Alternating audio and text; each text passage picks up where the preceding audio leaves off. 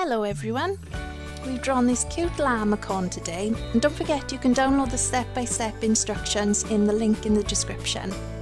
So start off by drawing the Llamacorn's horn, then draw the outline of the body,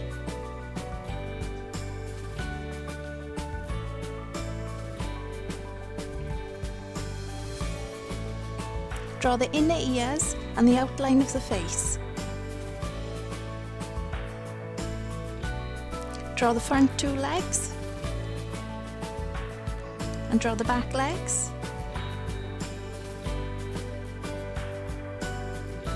Draw the little neckerchief.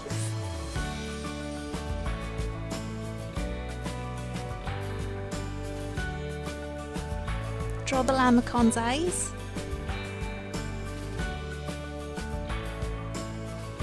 And colour him in. You can download this free guide to draw your own Llamacorn using the link in the description, and don't forget to subscribe for more cute stuff.